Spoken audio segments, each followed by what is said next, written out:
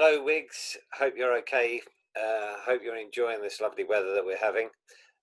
Maybe by the time you watch it, the weather won't be quite so good, but there we are. Let's see. This week we had a great time, and I'd encourage you, if you're a member of the Wigs group, please come and join us one Wednesday. We had a great time as we're looking at this story of Elijah. Elijah was an amazing man of God, an amazing prophet. I don't know if you've looked at the previous sessions, but basically Elijah said that until he said so, and he would hear from God, that there'd be no rain for 3 years. I wonder at this time of coronavirus, if someone said coronavirus would end today, what would you do? I'd like to go out and play football with my football team. I'd like to take the boys to football, and I'd love to go and see a match. But what would you do if that suddenly changed? In Elijah's time, as I said, it hadn't rained for 3 years, and there were no clouds in the sky. But Elijah says to Ahab the king, don't worry, it's going to rain. Get ready to go. Elijah said this even though there was not a cloud in the sky. He heard from God, or was it that the people had turned to God and God had said, okay, the people have now turned to me, shall I rain on the ground? If we turn to God, what would that mean for us? It doesn't necessarily mean everything would be good.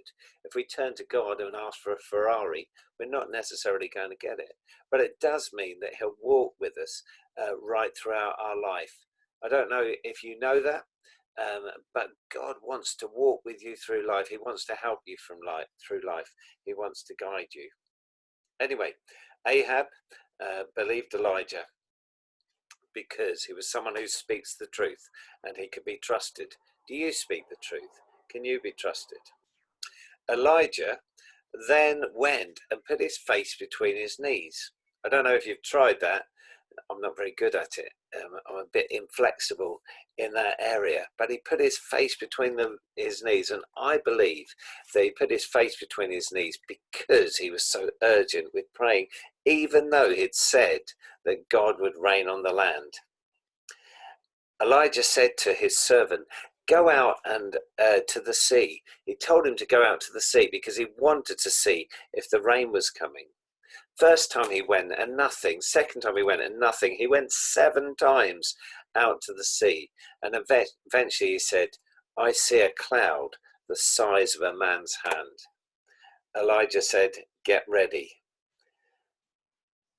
Do you keep praying?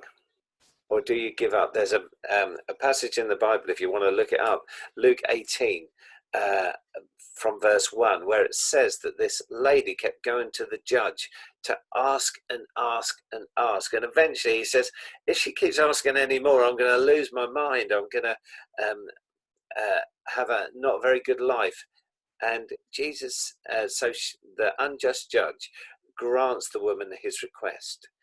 God wants to hear our prayers, and he will answer them, not necessarily in the way we want them answered, but he will answer our prayers. It might be now, it might be in the future. Sometimes God doesn't give us the answer that we want, and that is because he's God.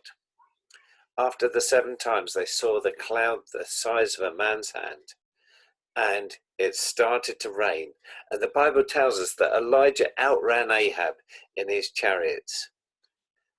Final question. Ephesians 3 verse 20 says that God can do more than we ask or imagine. Do you believe in a God like that? I do. Have a great day.